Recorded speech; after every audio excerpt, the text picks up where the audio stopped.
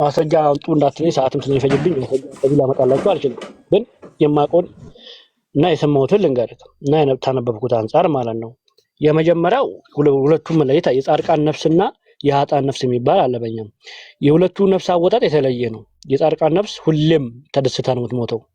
ምንም እንኳን የስጋዊ አሟሟታ የከፋ ቢሆንም ለምሳሌ በጅብም የተበላም ቢሆን በምንም በቃ እየተወገረም ቢሆን የሚሞተው ጻድቃን ተሆነ መጨረሻ ላይ ያቺ ልትለይ ያለችበት ሰዓት ላይ ተደስቶ ነው የሚሞተው። የኩነኔዎች ደግሞ አላህ የሚለያቸው መላእክተ ጽልመትም እና መላእክትም ሊሆኑ ይችላሉ። አላህ ነፍስ የሚለዩ ለምሳሌ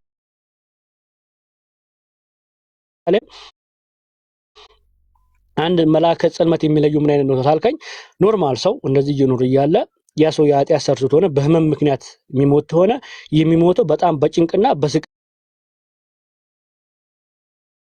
ነው የሚሞተው። ነፍሱ የምታስገው የምትለየው ማለት ነው። በጣም በጭንቅ ነው። ሌላው ደግሞ የኩነኔ የሚሞተው በመቅሰፍት የሚሞት አለ። መላእክት የሚቀስፋቸው ማለት ነው። ድንገት ይመጣና ቀስፋቸው የሚሄድ አለ።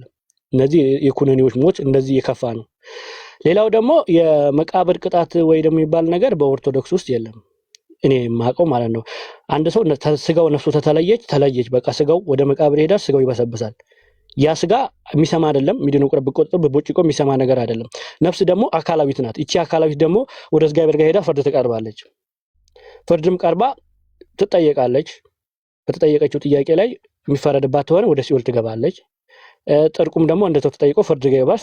ፍርዱንም ተቀብሎ ፍርድ የሚገባው ተሆነ ወደ ሲኦል፣ ፍርድ የማይገባው ተሆነ ወደ ገነት ይገባል። ሁለቱ በዛ ሆነው ይተጣበቃሉ። ይሄ ነው የክርስትናው አስተምሮ።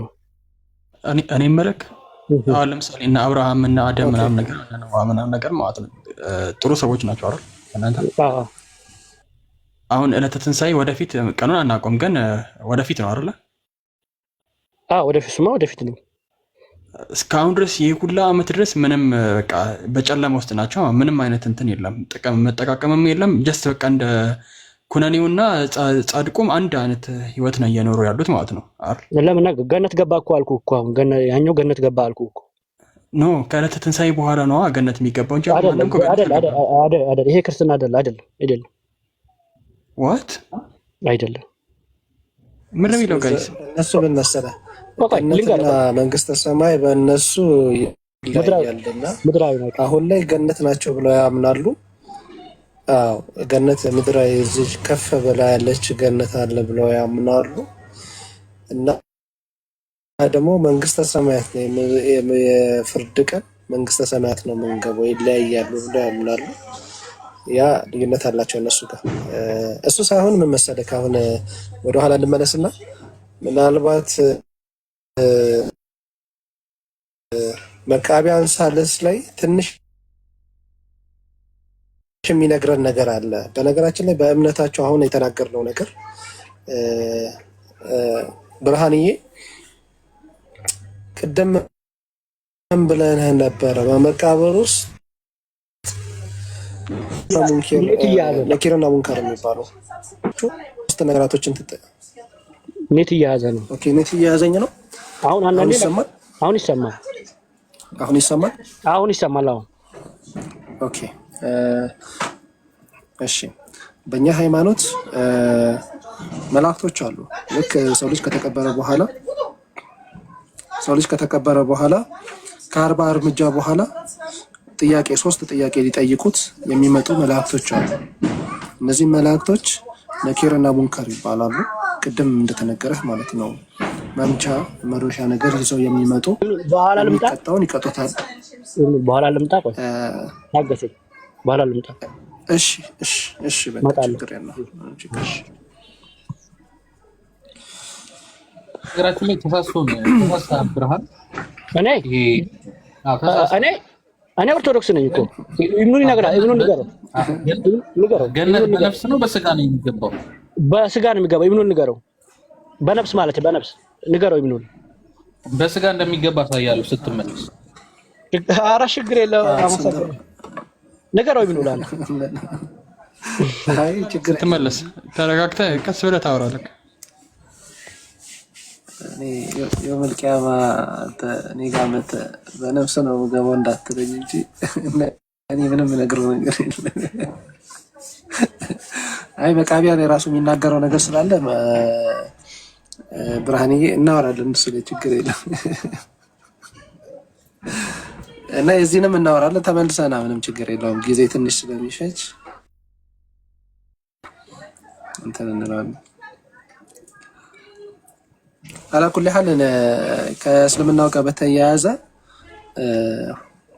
ኢብን ተይሚያም ነዋዊም እንደዚህ ይናገራሉ። ከህልም ጋር እንደ ህልም ነው። ነብያችን ሰለላሁ ዐለይሂ ወሰለም ሐዲስንም ይጠቅሳሉ። ሞት ማለት የእንቅልፍ ወንድም ነው ወር ደግሞ ታላቅ ወንድም ነው እንደሚባለው ማለት ነውና ከእንደዛ ጋር ነው የተያያዘ። ነፍስ መቀጣቷ የማይቀር ነገር ነው። በክርስትናም ደግሞ ያለ ነገር ነው። ጳውሎስም ይናገራል እኮ በመቃብራችን ሆነን ኢየሱስን መምጣት የምንጠባበቅ ምናምን ብሎ ይናገራልና ነፍሶችም ይጠብቃሉ ምንን ኢየሱስን መምጣት ይጠብቃሉ በክርስትና ማለት ነው። መቃብራቸው ውስጥ ሆነው ከዛ ኢየሱስ ሲመጣ በህይወት ያሉትና በኢየሱስ የሞቱት ሞት እንቅልፍ ናታ። እንቅልፍ የሞት ታናሽ ወንድም የተባለችው እሱ ናት። ያው ሲገለበት ታላቅ ይሆናል ማለት ነውና ልክ ነህ። እንትን ማለት አስዩም ማድረግ የለብንም። ጀዛከላ ኸይር ሁዲ እና በክርስትና ላይ እንደዛ አይነት ሐሳብ ያለ ከእንደገና ሲኦልም የሚባል ነገር አለ። በርገቶሪ የሚሉት ማለት ነው። ማቆያ ቦታ በርገቶሪ የሚባለው ማቆያ ቦታ ማለት ነው። በክርስትና አለ። የኛንም በርገቶሪ ያው በርዘግ የሚለው ነገር በርገቶሪ ብትሉትም አይከፋም። አንዳንድ ያው በእንግሊዝኛ ሲቀየር ወደዛ ስለሚሄድ ማለት ነውና ማቆያ ቦታ የሚሉት ነገር አለ። ሲኦል ይሉታል። ከዚህ ጋር በተገናኘ ተመሳሳይ ነገር አለ። እስቲ በደንብ ደግሞ 80 አሃዱ ላይ ስንገባበት ምናምን ላይ ስንገባ ነገርም መቃቢያን ሳልስ ምዕራፍ 6 ላይ ምናምን እነዚህ ምናምን ስናይ በጣም የሚቀራረቡ ነገር አለ። በጣም ድርሳትና ገድላት ላይ ደግሞ ስትገቡ ሌላ ከሞት በኋላ ያለውንም ነገር ምናምን የሚነግራቸው ነገራቶች አሉ።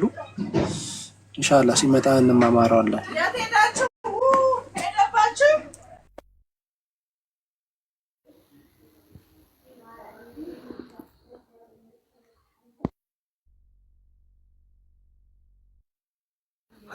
ለምን እህት አልተባለም? ብዙ ጊዜ በእንትን ነው ምሳሌ ሲሰጥ ሐዲስ ላይ ምናምን ብዙ ጊዜ ነብያችን ሰለላሁ ዐለይሂ ወሰለም የሚሰጡት በወንድ ነው፣ በሴቴ ሳይሆን በወንዴ ነው ምሳሌ የሚሰጡትና ከዛ ጋር አንፃር ነው እንጂ እንትንነት አይደለም። ሰምታይምስ አለ ቁርአን ላይ በሴቴና በወንዴ ምናምን ሲሰጥ አንዳንድ ጊዜ ሆን ብለው በሴቴና በወንዴ የሚሰጥበት ቦታ አለ፣ የሚመስልበት ቦታ አለ።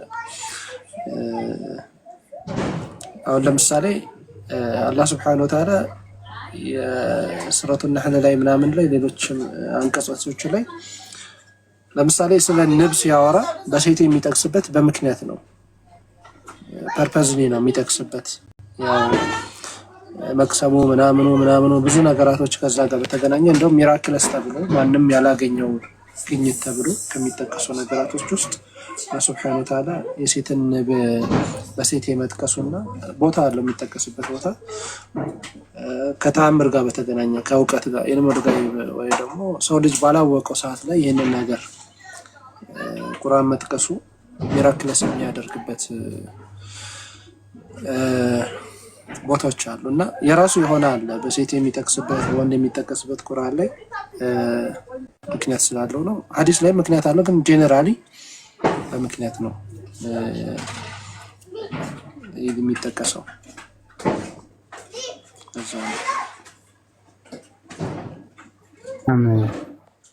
ብዙ ጊዜ ቁርአን ላይ ነፍስ በሴት ነው የምትገለጸው እና ሞት ደግሞ በወንድ ነው።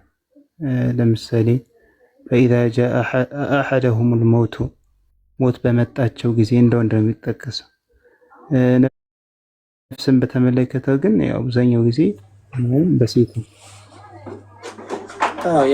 ያየቱሃን ነፍሲ አይደለም ያየቱሃን ነፍሱ አንቺ ነፍስ ሆይ ተብላ ትጠቀሳለች አይደለ? እንደዛ ነው። ያየቱሃን ነፍሱ ምን አልከኝ ኢብራሂም? አይ ተጨማሪ ነገር ነው። እዚህ ጋር ግን ተያያዘ ሩህ በምትወጣበት ጊዜ ግን ሶስት አይነት ሁኔታ ነው። ሁለት አይነት ተሰው ኡኽሩጂ እንደውም እስከ መጨረሻው ይቀጥላል። የዋና ህሱ ኡኽሩጂ ኢላ ረቢኪ ራዲየተን መርዲያ ፈድኹሊ ፊ ኢባዲ ወድኹሊ ጀነቲ ብሎ ያስቀምጠዋል። እዛች ጋር ልክ ነህ። በሴቴ ይጠቀማል ስለ ነፍስ ሲያመጣና ጀዛከላ ኸይር። ሩህ በምትወጣበት ጊዜ ግን ቅድም እንደተባለው በሁለት አይነት መልኩ ብቻ ሳይሆን ሶስት አይነት ሰዎች ለሶስት እንደሚከፈሉ ሱረት ምን ላይ ነው እንትን ይጠቅሳል። እንትን ሲል አላህ ሱብሓነሁ ወተዓላ ምንድን ነበረ ቁርአኑ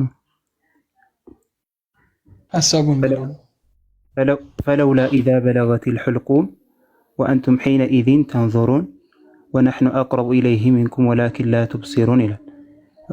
ሩህ ጉሮሮ በደረሰች ጊዜ ሐታ ኢዛ በለገቲል ሑልቁም ሩህ ልትወጣ እዚህ ጉሮሮ ላይ በቀረበች ጊዜ እና ገርገራ ላይ በሆነበት ጊዜ አንድ ሰው ሐታ ኢዛ በለገቲል ሑልቁም ፈለውላ ኢን ኩንቱም ገይረ መዲኒን ተርጂዑነሃ ኢን ኩንቱም ሳዲቂን ፈአማ ኢን ካነ ሚነል ሙቀረቢን ይላል። ሙቀረብ የሚባሉ አካላቶች አሉ።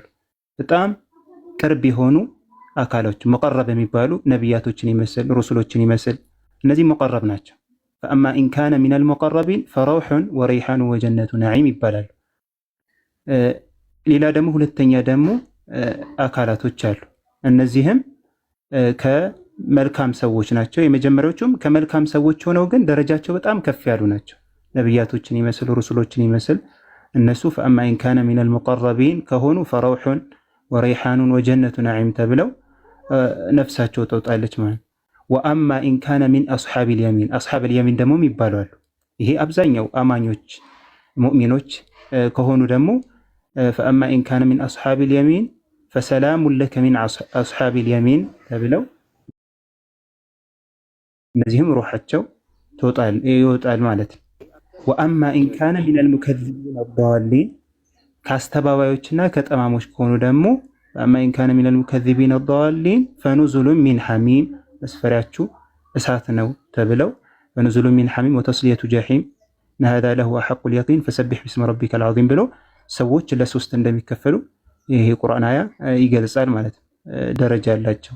መጀመሪያ በጣም ቅርብ የሆኑ አሉ። ከዛ አብዛኛው ሙእሚን ደግሞ የሆኑበት አስሐበል የሚን የሚባሉ አሉ። ከዛ ሙከዚብና ጠማማ የሚባሉ አካላቶች አሉ።